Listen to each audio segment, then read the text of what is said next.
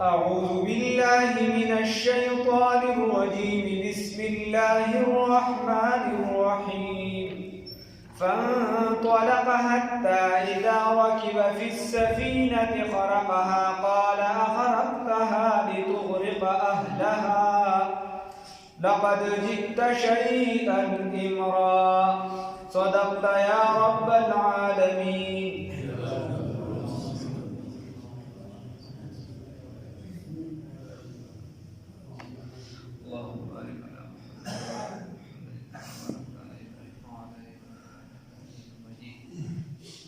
واقعا شروع د سیدنا موسی علی نبینا علیه الصلاة والسلام او د سیدنا حضر علیه الصلاة والسلام. خبره داسې وه دې ځای ته رارسېدلې وه چې سیدنا موسی علیه الصلاة والسلام او حضر علیه الصلاة والسلام چې کله حضر علیه الصلاة والسلام ورته خپل شرایط وي چې زما د شاګردۍ دا د شرایط چې زما دا د شرایط دي، موسی علیه السلام ورته ومنله چې زه به په دې شرایطو سره روان شم. نو بیا دی را روان شو آخري یو څو آیاتو موسی علیه السلام او حضر علیه السلام کشتۍ ته راوختل. لومبنۍ مو چې کله کشتۍ ته راختل مفسرینو لیکلي دي چې کشتۍ والا وی چې دا به څنګه خلک وي، بیا چې دوی ته وکتل نوراني چهرو ته نو هغه یره ترخې ختمه شوه او حضر علیه السلام یې وپېژنده. چې هغه یې وپېژنده نو د دې نه یې د کشتۍ پیسې م وانغوښتې او چې څه لږ دي وړاندې لاړل نو یو مرغۍ راغله نو هغې د دریاب نه په مخوکه کې څه لږې اوبه راوچتې کړې. نو موسی علیه السلام چونکې هغه خبره کړې وه چې امتي دې تپوس وکړو او ورته یې وویل چې ستا نه لوی عالم شته؟ ده ورته ویل چې زما خیال دی چې نشته. ما تاسو ته ویلي وه خبره یې صحیح وه، په هغې کې خبره شوې ده. خو خیر الله ته ناخوښه شوه. بیا خبره داسې وشوه چې د حضر علیه السلام ورته وایي دا چونکې الله ورته ښودله، موسی علیه السلام ته وایي علمي و علمک. د بخاري شریف حدیث کې وایي زما علم او ستا علم او د دې تمامو مخلوقاتو علم. د حدیث مفهوم داسې دی چې دا د الله د علم په مقابله کې دا د سمندر نه چې د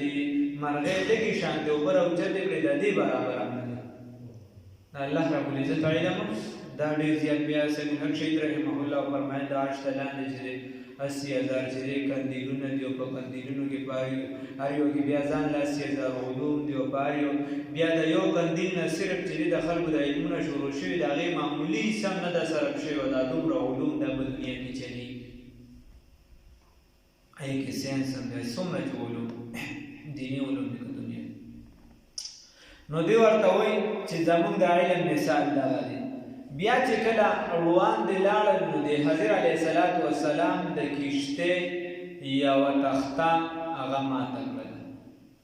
نو بعضې مفسرین دا وایي چې دې کې د شیشې بیا څه پرده شانتې لګولې وه ځکه اوبه بره نه راتلې. خو غوره قول دا دی چې نه، دا د حضر علیه السلام معجزه وه چې دا کومو په انیس باندې چې دی پیغمبر و، دا د هغه معجزه وه چې اوبه بیا هم دې کشتۍ ته نه راختې، نوې کشتۍ وه او وجه به بیا په 14مه سپاره کې انشاءالله راشي چې دا یې ولې ماته کړه او دې ورته بیا خپلې وجې وایي. او بیا چې روان دي دوی لاړل د دغه کشتۍ نه کوز شو نو دغه ته ورته موسی علیه السلام ورته وایي چې ګوره دې زموږ نه پیسې م وانغوښتې او تا چې دې زیاتې وکړه د کشتۍ دې ولله ماته کړه. نو دې ورته ما تا ته نه ویل انک لن تستطیع معي صبرا چې ته ما سره د صبر طاقت نه لرې. هغه ورته چې بیا به سوال نه. نو بیا دوباره چې دی لاړ نو هلته یو هلک لوبې کولې. اوس په احادیثو کې بعضو کې دته غلاما دلته قرآن کې راغلي نو بعضې دي وایي چې دته د ګناه نسبت شوی دی نو دا بالغ دی خو دلته ورسره بل لفظ بیا راځي چې نفسا زکیه معصوم پاک. نو چې دا پاک لفظ ورسره راغلی بیا د ګناه نه پاک بیا خو نابالغه شو. نو دې کې اقوال د علماء خو تطبیق پکې داسې شوی علامه سرخسی رحمه الله په مقصود کې را نقل کړی. تطبیق پکې داسې دی هغه وایي چې ګوره خبره داسې هغه کول له بل چا را نقل کړی. هغه وایي چې دا ماشوم چې دی د ده پوهه او عقل دی منهج ته رسېدلی چې د بالغ په شان کار یې کو پوه یې په دماغ باندې ښه مضبوط و د بالغ په شان کار یې کو او د عمر په لحاظ باندې کم او هر چې هغه مذاهب نو په هغې کې فیصله چې دا په عقل کې ده په عمر باندې نه کېږي. خیر دغه کس چې د لوبې کولې او حضرت علیه السلام ورغی راوچته یې کړه. بخاري شریف حدیث دی دواړه قسمه راغلي دي. دا سر یې ولا چې دی د قیمت په سر یې رانیدا او یا چې دی د ځمکې نه چې دی راګزار کړه نو هغه تړپاوېده او مړ کېدنه بیا یې د سر جدا کړه یې سر مړ شي. وجه به بیا حضرت علیه السلام په خپله وایي او په دې ځای باندې سپاره ختمه شوې.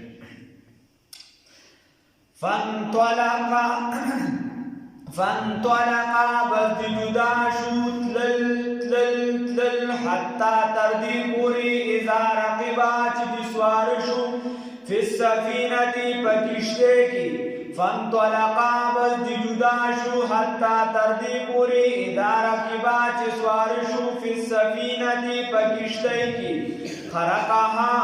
نو سری کړه دغه کشتۍ لره نو سقفها سوري وکړه په دې کشتۍ کې چا حضرت علیه السلام. قال اول حضرت علیه السلام قال اول موسی علیه السلام اخرقتها آیا تاسوره کړه کشتۍ لره لتغرق اهلها د پاره دی چې ته هلاک کړي اهل د دې دپاره د کشتۍ سورې کړه کشتۍ او جلان دې سورې شي نو خو به راخېږي یا به تباه شي. لقد جئت یقینا تا راتګو کو شیئا یو داسې کار ته امرا چې نامناسب دی. یقینا تا راتګو کو نامناسبه کار ته ورته وایي تا راتګو کو نامناسبه کار ته یا لقد جئت یقینا تا راتګو کو شیئا یو داسې کار ته امرا چې هغه نامناسب ګڼلی شي عرفاً په معاشره کې دا چې بد ګڼلی شي. قال وویل ورته حضرت علیه السلام الم اقل آیا ما نو ویلي انک چې یقینا تو لن تستطیع هرگز طاقت نه لري معي سره زما صبره د صبر. قال وویل ورته موسی علیه السلام لا تؤاخذني منی زما لرا بما په هغه خبره باندې بما چې د علماء مای مصدریه ده نو لا تؤاخذني بنسیانی منی زما لرا په ګناه زما باندې بما لا تؤاخذني منی زما لرا بما په ګناه زما باندې نسیدو چې ما کړی د بهیره باندې ولا ترهقني او تمرا جواب ما باندې یا ما مکلف کوا من امری د معاملی زمانہ عسرا اشکال یا شدت یا تنسیا ولا ترهقني او مرا جواب ما باندې من امری د معاملی زمانہ عسرا شدت سختی را باندې مرا ولا بس دا انسان چې زمانہ داسې کیږي نو سختی را باندې زما په معامله کې مرا ولا. فانطلقا بس روان شو حتی تر دې پورې نو چې بلانه کړې د کشتۍ نه کوشو قوت القلوب والا وایي تصوف والا ما درته وي د دې ټولې شعبې یا را به ټچ کړې که دعوت تبلیغ دی که تصوف دی که درس څومره شعبې تصوف والا بعضې نقطې وي هغه د کمال نقطې شیخ عبدالعزیز دباغ رحمه الله دا دونه علمي طور دونه مضبوط نه خو الله ورله زړه کولو کړو سینې ورته کولو کړو. دی وایي چې څنګه چې یعنې ما تاسو ته ویلي چې امداد الله مهاجر مکي رحمت الله علیه دومره علمي طور مضبوط نه و کافي پورې سببونه ویلي خو د هغه نه چې چا بیعت کړو نو هغه د وخت د دارالعلوم دیوبند باندې قاسم نانوتي رحمه الله مفتی رشید احمد گنگوهی رحمه الله یې بیعت کړی. استاد دا څومره شعبې دي که دا څوک سیاسي طور ځان ټچ کوي او که څوک تصوف والا ځان ټچ کوي او که څوک چې دی تبلیغي جماعت ځان ټچ کوي دا ټولې چې دی دا د رشید احمد گنگوهی رحمه الله د قاسم نانوتي صاحب په شاګردانو کې دي مولانا الیاس صاحب که ورته که شیخ زکریا صاحب ورته که نور ورته. خیر د نو شیخ عبدالعزیز دباغ رحمت الله علیه فرمایي وایي د موسی علیه السلام ته مطلوب خپل څیز هغه ټیم میلاو شو کله چې د دین هغه مایې وشي بس چې د خېټې کیسه ختمه شو هغه وایي چې کله انسان باندې خېټه سوری دی د خېټې په غم کې صرف نښتي نو بیا د خپل مطلوبه خپل څیز نه میلاویږي او کله چې دغه کیسه ختمه شوه نو د خپل څیز دا میلاو شي دا ورته بیا نور الله رب العزت ښودله او قوت القلوب والا وایي چې کله دی روانو د دې یعنی دا کشتۍ نه کوشو دا بیا چې دی په لاره باندې یو اوسې چې د ځنګل کې موسی علیه السلام زړه کې راځي د خوراک بس انتظام وي نو په اوسې را روانه او په منډه باندې موسی علیه السلام زړه کې راځي دا منصبو دا ښکار وکړو هغه چې راورسېدل هغه حلاله وه او یو اړخ یې بالکل تیار شوي برید کړی شوي او یو اړخ یې چې دی هغه دکه شان نو حضرت علیه السلام چې کومه تیاره وه د هغې نه یې ځان نه راواغېښتله ورته وایي دا بل طرف ستا دپاره دی ځکه چې تا د رزق غم کو زه خدای پاک د دې غم نه ساتلی دغه ځان ته تیار کړه په خپل فانطلقا بس دواړه روان شو حتی تر دې پورې اذا په هغه وخت کې لقیا چې مهاموش شو تر دې پورې چې مهاموش شو غلامن د ماشوم سړي فقتله نو قتل یې که هغه لره نو ما تاسو ته چې وایي چې کوم کسان وایي چې دا نوجوان علوم د دین را د هغې کې لوی لوی کسان دي مورخ قلبي دي په هغې کې امام حسن بصري رحمه الله دی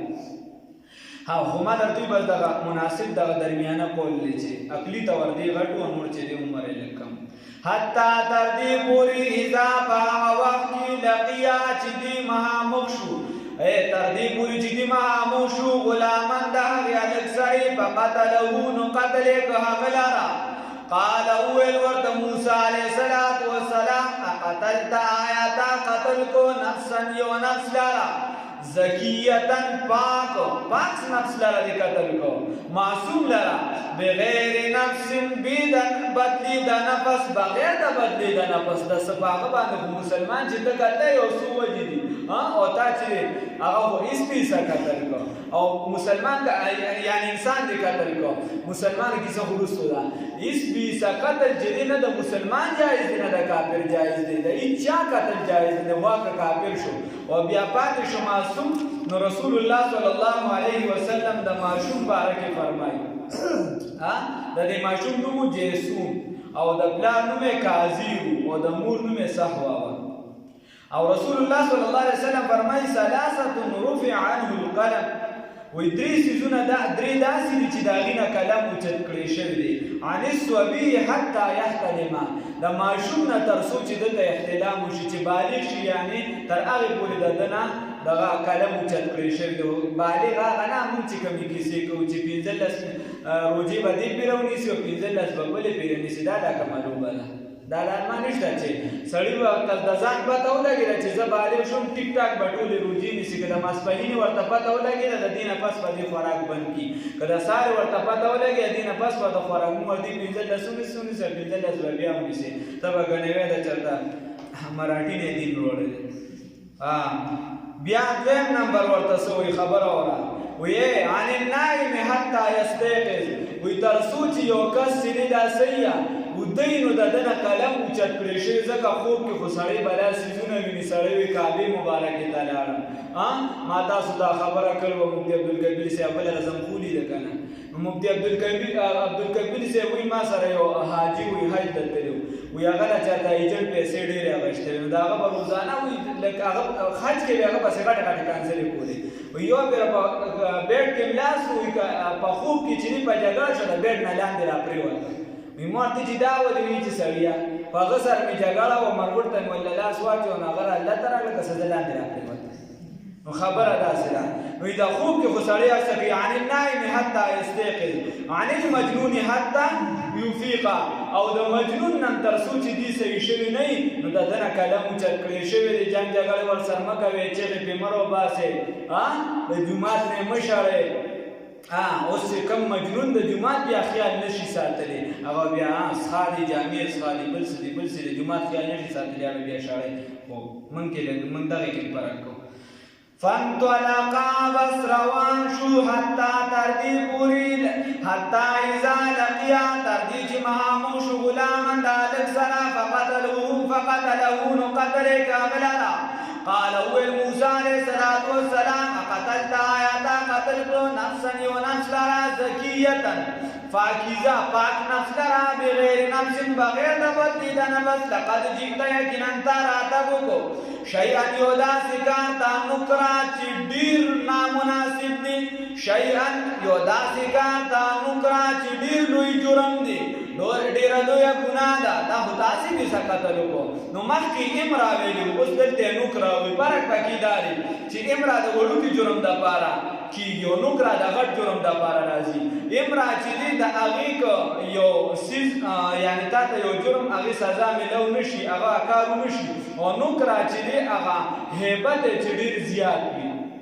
دا هغه جرم چې وشي د هغې نه پس د هغې دپاره استعمالېږي نو په دې ځای باندې پنځلس سپارې ختمې شوې د الله رب العزت په فضل کرم او احسان سره الله رب العزت په خپل دربار کې قبول او منظور کړي چا به پکې کېدای شي ډېر حاضري کړي چا به لږه کړي څوک به لږ وخت له ناستې الله رب العزت په خپل دربار کې قبول او منظور کړي خبره دا ده چې بس الله رب العزت دې راکې اخلاص پیدا کړي د اخلاص ماده لازمي ده او سبب ان شاء الله که الله ته منظور او ما تاسو ته ویلو یو دغه لوی عالم دی که دې چېرته وشي ان شاء الله نو بیا خو به هغه دغه کوم هغه به راځي او که هغه ونه شي نو بیا بل کیدای شي وشي سبب ان شاء الله سپاره شروع کوو شپاړسمه او داخلي دغه دی نو یو شیخ سعدي رحمت الله علیه فرمایي وی ای برتر از خیال و قیاس و گمان و وهم اے برتر از خیال و قیاس و گمان و وهم وظهر چی گفت اند و شنیدیم و خواندیم دفتر تمام گشت و بفایا رسید عمر ما همچنان در اول وسبتو ماندیم وی دفتر تمام اے برتر از خیال و قیاس و گمان و وهم اے د خیالاتو نا د گمانونو نا د قیاسونو نا اوچته ذاته وظهر چې گفت ان وشنویدیم وخواندیم ما چې څه اورېدلي دي څه مې ویلي دي په څه پوه شوم ته د هغې نه ډېر زیات اوچت دی څوک یادوي الله رب العزت دفتر تمام گشت و بفا یا رسید عمر د عمر دفتر مم ختم شو د عمر دفتر مم بند شو ختم شو عمر مم اخري انتها ته ورسېدو ما همچنان در اول وسکتو ماندیم خو چې ستا هغه لومبنی صفت مې کوم شروع کړی لا په هغې کې ختم هغه لا انتها ته نه دی رسېدلی او ستا صفت لا روان نو الله رب العزت هغه د قرآن چې دی څوک حق نشي ادا کولی مونږ خو ډېر کمزور یو غلطۍ هم کېږي خو اخلاص ماده دا به د الله نه غواړو چې الله دې راکړي پیدا کړي چې څه غلطۍ کمې کوتاهي کېږي الله رب العزت نه به د معافۍ سوال کوو الله رب العزت دې د عمل کولو توفیق راکړي